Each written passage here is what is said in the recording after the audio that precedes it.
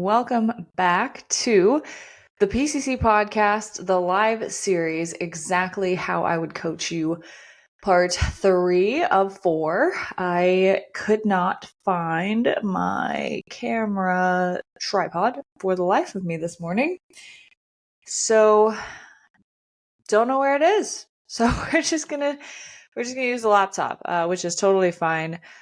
Just really threw me for a loop today because I kind of need that. So I'm going to be on the hunt for that later, but I'm really excited to go through part 3 because where we left off was we talked all about how to set your protocols, how to set the numbers, the calories, the macros, and that's all great. And we talked a lot about in episode 1, the background of why you shouldn't start there. Please don't start there, and actually being able to set yourself up for success by having a foundation of nutrition before you get into the macros.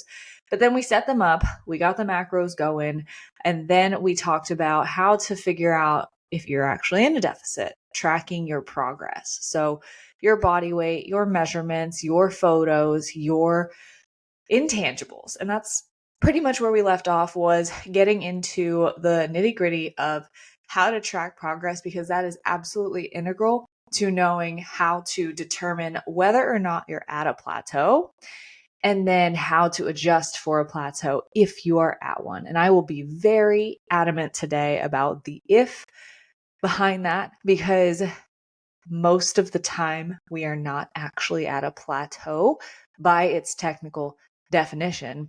We're just not seeing progress because certain variables are not accounted for. So with that being said, let's get into part 3 of exactly how I would coach you and making sure that you can get through this fat loss phase productively and also be able to sustain this progress for good.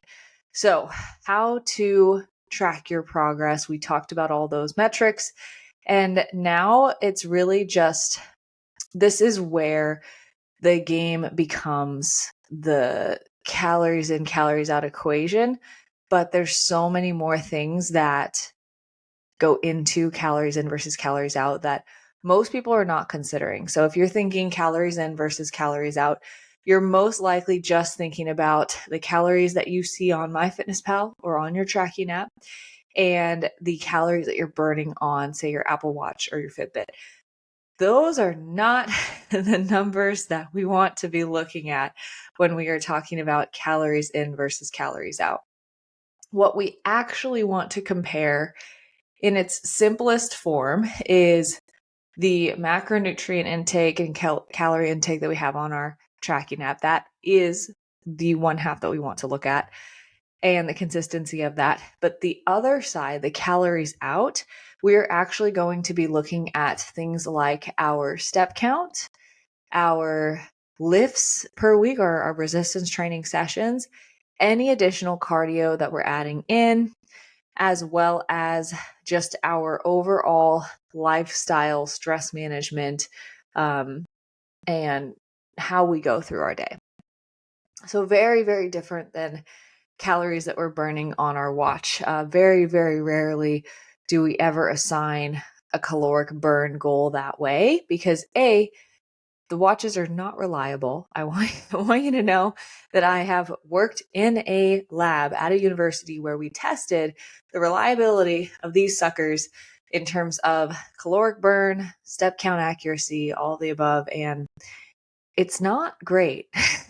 So just know, if you're like a big nerd into the Oura Ring, into the Apple Watch, into the Whoop, it's not amazing data.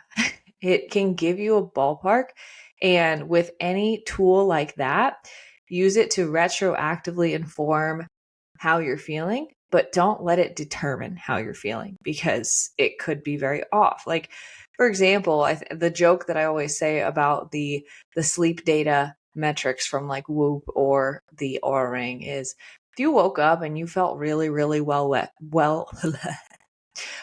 rested and your sleep score was absolute dog shit, would you then change your mind about how you slept? Or would you say this data is inaccurate? And I think a lot of times when we get so wrapped up into the data of these devices, we trust them more than we trust ourselves. And that's not the way to go. We want to trust ourselves first. But if the information bolsters that information that we have with ourselves, then great, awesome. But if it's off, just take it with a grain of salt.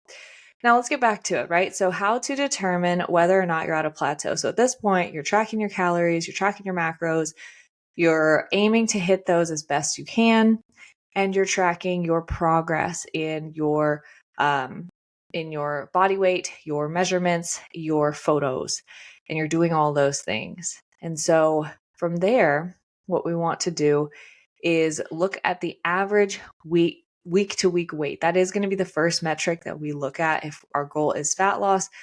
We do want to see the scale change unless we are looking at a fat loss goal less than 10 pounds of body fat. That's when I'm going to pay a lot more attention to the body measurements, the photos, because we could be losing body fat while gaining muscle, and that could be indicative of body recomposition, which we won't see the scale change as much. Anytime somebody has less than 10 pounds of body fat that they want to lose, typically they're going to experience more recomposition than the scale driving down when they're doing it this way. And that's what's going to lead to the muscle tone and the actual figure and physique that you're looking to achieve.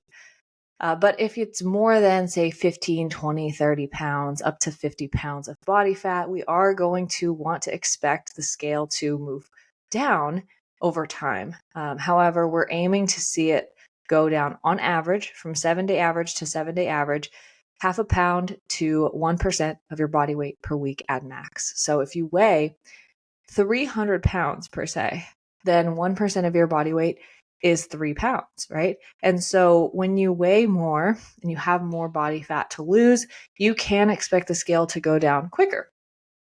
However, if you say weigh 160 and you want to get to 140 and you have 20 pounds to lose, then 1% of your body weight is 1.6 and shrinking pounds per week. And chances are with only 20 pounds to lose, you are going to experience a little bit more resistance to weight loss at that point and an adaptability of your metabolism. So that is where looking at further variables like body recomposition and just aiming for maybe half a pound to a pound per week rather than 1% of your body weight is going to be more ideal for that person.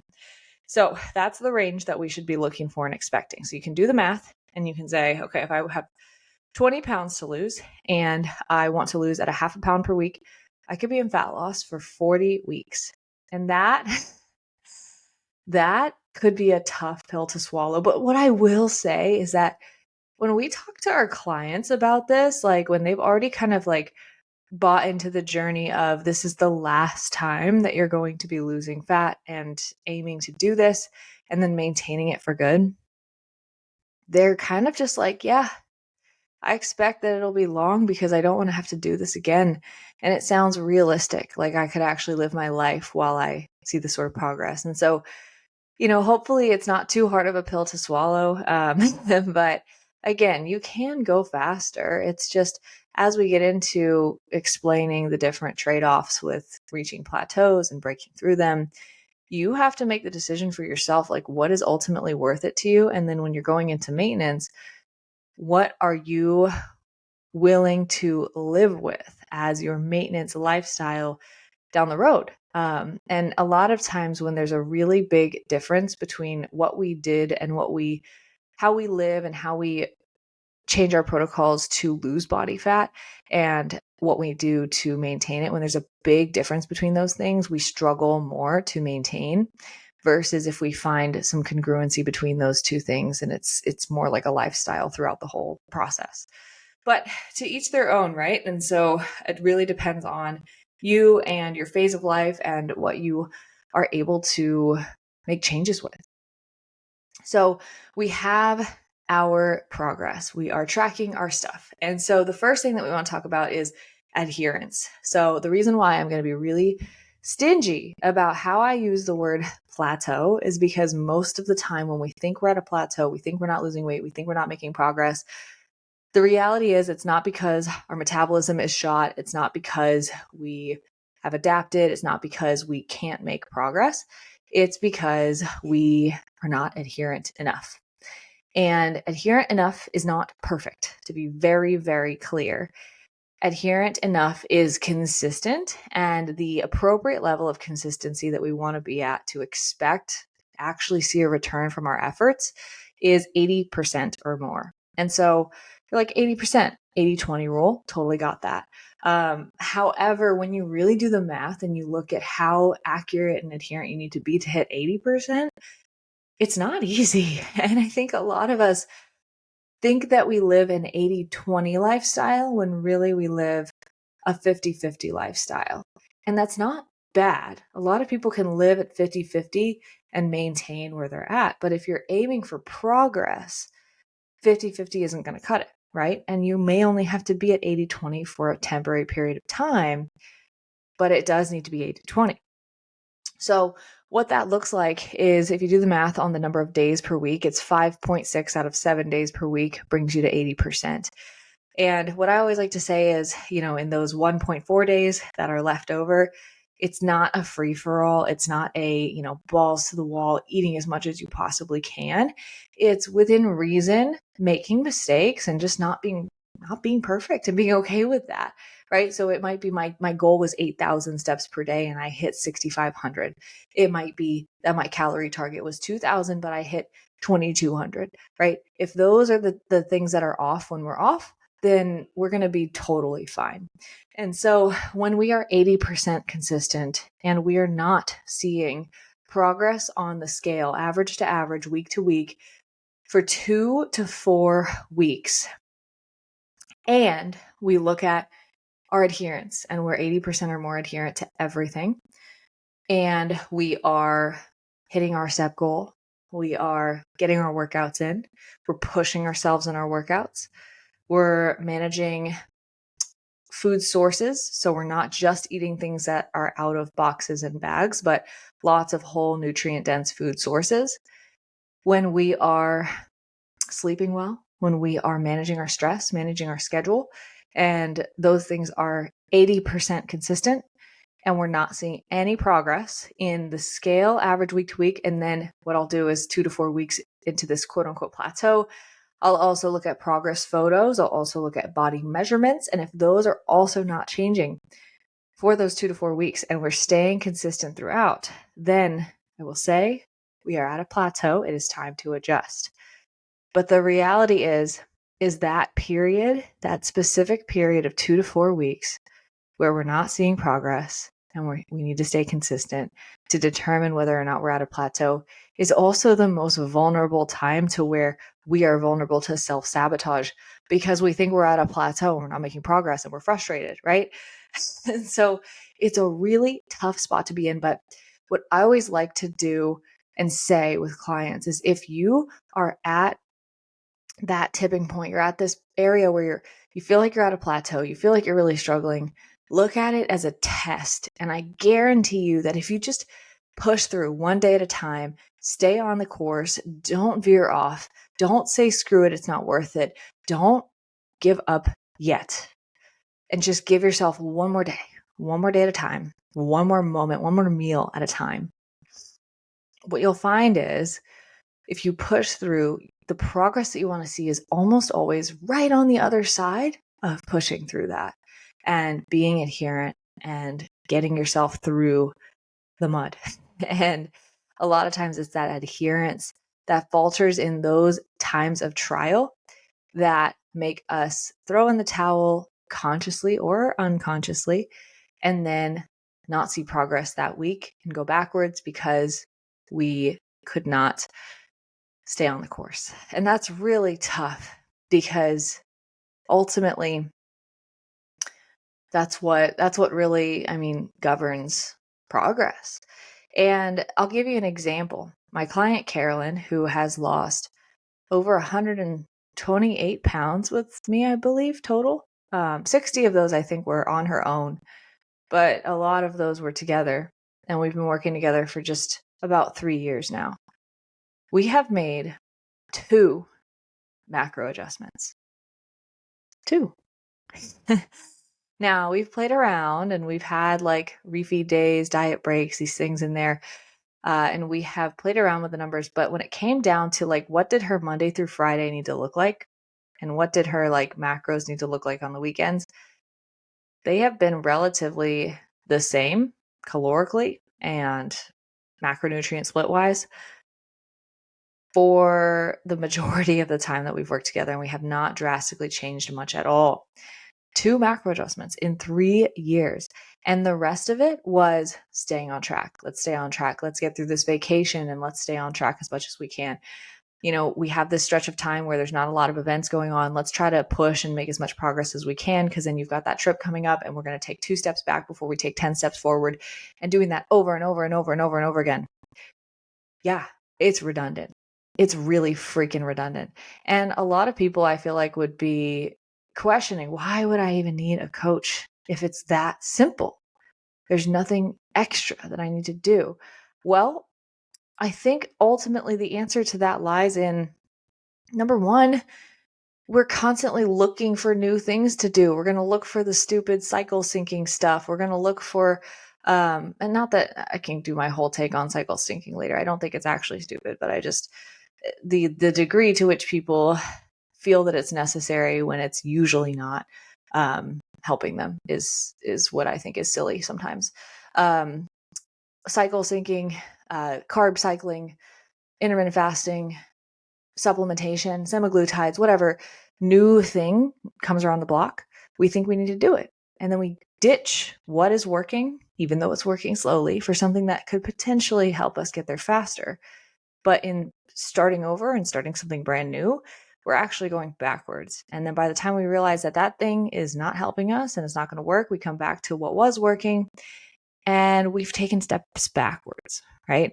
So having a coach can be just kind of questioning that, like talking you off the ledge of jumping into something new, because it's not worth it. It's just not. And especially just sticking with the boring stuff, like doing something really boring for a long period of time is incredibly difficult for human beings. So I would argue that having a coach can help you get through that even more and help you pull out the lessons through the boring over time. And lastly, when it comes to that plateau, let's say you've actually hit one and you're at a set of macros, you're at a step count, you're at a workout frequency, you're at a level where you're doing all the things and nothing's budging. Well, now we can make an adjustment. And when I say nothing's budging, I mean nothing. But if you're there and nothing's budging, you have a couple options for how to make an adjustment. So basically, assuming that we're 80% consistent or more, typically we don't want to try to push for or expect 100% consistency or 95% consistency. There are rare cases where I'll say that is a viable technique, because it might be someone who's already kind of at the lowest calories that they need to be at, and we just need to dial in the details. So for example, being 90% consistent rather than 80 might not even look like changing macros or things like that, but looking at food sources. How many things are we eating that are in a box, in a bag, has a label? Those foods that are packaged have up to 25% variability in the accuracy to which they are what they say they are on the label, which means that the accuracy of what we're tracking just might be in question, not to any fault of our own. We're doing our best, but that's ultimately just the way the food industry works. And so how can we replace a couple more of those food choices with whole nutrient dense food sources like fruits, vegetables, lean proteins, and whole grains? If that's the case, then we can make more progress by just swapping out those food sources, because number one, it increases accuracy, and number two, it increases the thermic effect of food. The more whole, nutrient-dense, unprocessed foods that we eat, the higher the amount of calories we actually burn through just digesting our food goes up. And that can help as well. So in the rare case that you're kind of at the end of your rope, that is a change that you can make that could really, really help without actually having to cut calories down. But then let's say like you're doing all that and all of that is met as well, still not seeing progress. So you have some options when it comes to adjusting caloric intake and exercise. So you have to ask yourself, and this is how I'll typically pose it to clients, is here's our options, right? We can just adjust the diet side. We can just adjust the exercise side, or we could do a little bit of both. And you really need to take into consideration your lifestyle and what really fits into your lifestyle, what is going to make sense for you. So for example, with one of my clients, we basically said, let's invest in a walking pad. It's been on her mind for months and months and months. She was like, I'm finally going to pull the trigger and get this. And what that allowed her to do was take her step count from 10,000 steps per day to about 14,000 steps per day without adding perceived effort, because she could just do it throughout her workday. And we didn't have to touch macros or her calories because they were already kind of low enough. And she didn't want to add to the amount of restriction that she felt with her food. So we just engineered her environment and upped it that way. However, maybe you already have a walking pad, or maybe it's just you're not in a walkable environment. Maybe you can't go outside and just go for walks. Or maybe that's just something that really tires you out at this point. And maybe you'd rather just eat less rather than move more. That is also an option for you, and you can adjust just the macronutrients and the calories. What I always typically tend to veer towards is a little bit of both, myself personally, because then I can move just a little bit more and I can eat just a little bit less, and I can start to see more progress. So that might be raising my step count from, say, 9,000 to 10,000 steps per day and reducing my calories by 100 total. So these adjustments that we're making, though, are not massive. So when you make adjustments to macros and calories, a lot of times people say, 500 calories down, slash them, or add 3 cardio sessions per week. And that's very old school bodybuilder and not evidence-based. What you really want to do is probably just take 10% of your total caloric intake from carbs and fats, keep protein the same, and have that be your adjustment. And then if you add in movement, 1,000, 2,000 steps per day across a week, it can make a huge difference. So just getting consistent with those things.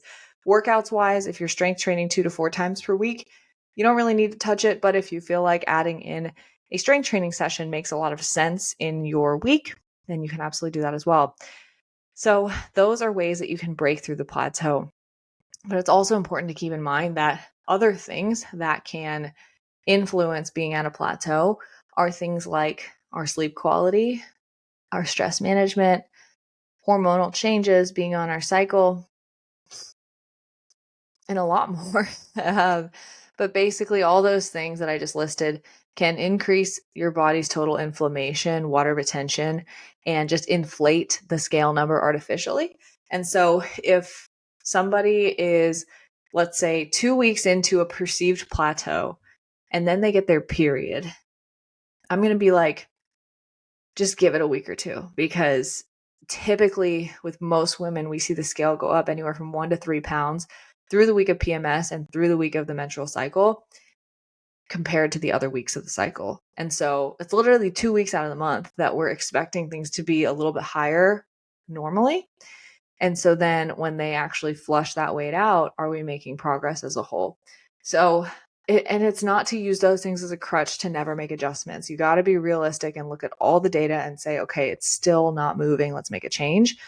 But a lot of times what we don't want to do, and what people often do, is get really emotionally reactive of, the scale is up today compared to yesterday. I need to slash my calories because this isn't working.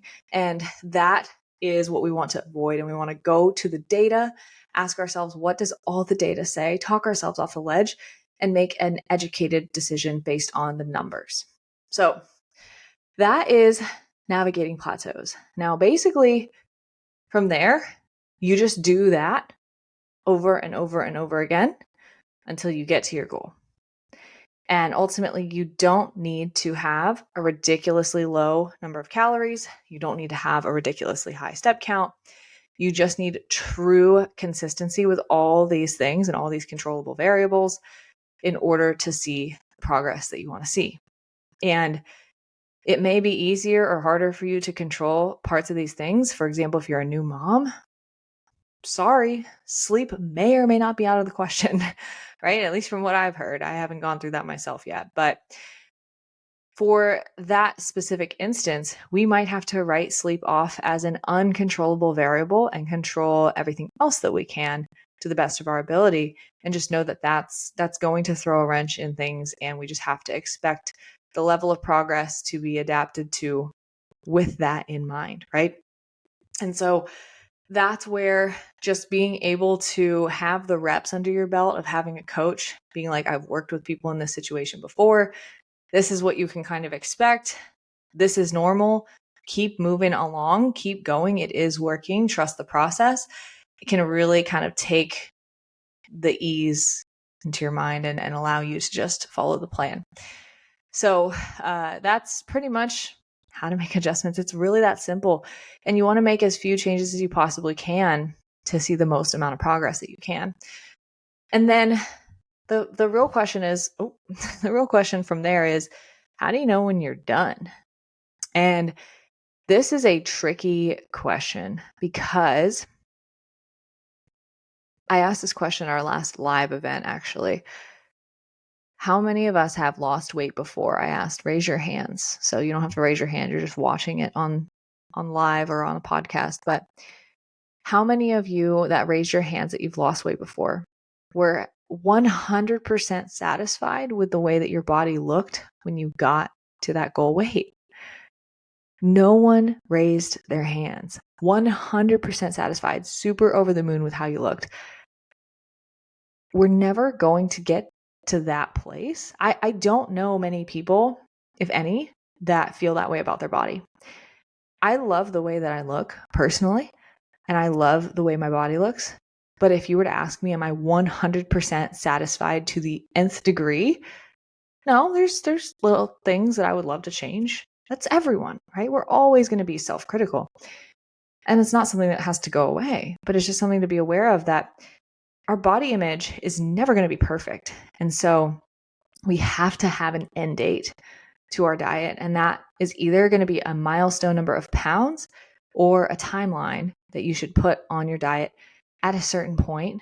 And when you get to that point, force yourself to turn it around, because I promise you, when you get there, you're not going to want to. You're going to want to say 5 more pounds, just 5 more after this, just 5 more after this, just another 5 after this. And that is a slippery slope that can get you into the yo-yo dieting cycle, because you won't ever be satisfied.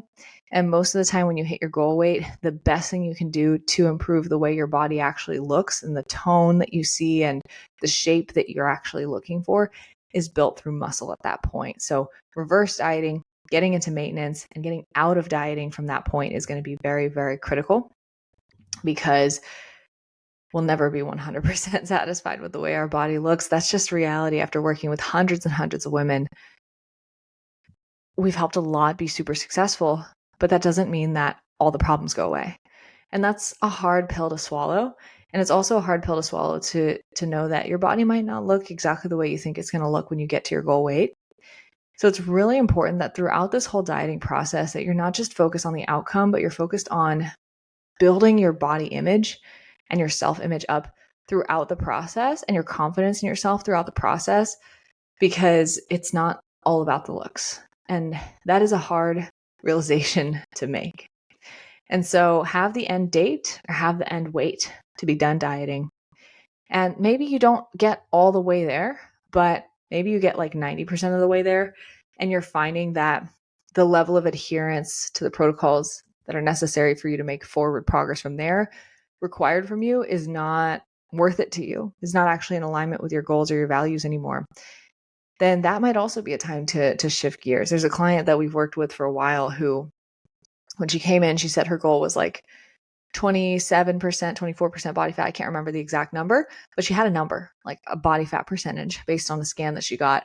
And she was kind of fixated on it. And then what happened was she got to a really great place with her body fat, her body image, the way she felt in her body, the balance that she had achieved confidence wise. But she still wasn't at that mark. And she kept pushing for it. But there was this ambivalence because it wasn't actually in alignment with what she truly wanted. She assigned this meaning, this additional meaning to this body fat percentage number, but she had already achieved all the meaning that she had assigned to come along with it. She just hadn't had the number yet. And so when you find those misalignments, that's where you can dig deeper and ask yourself, what do I really want? Outside of the weight on the scale, what does it actually look like and mean to me? And how can, if I'm already there, how can I make peace with that and redefine what my ideal weight looks like now? Because when you do this way, you're going to build a lot of muscle and tone, and that weighs weight. So, so that's something to keep in mind. And so just making sure that the values that you've placed on your appearance, your body fat percentage, the way your body looks, the way your body feels, it's about attaining those values rather than attaining a specific number or outcome. And when you have reached that place of how it feels and how you feel about yourself, then you know that you're done. So that is how to complete the fat loss phase.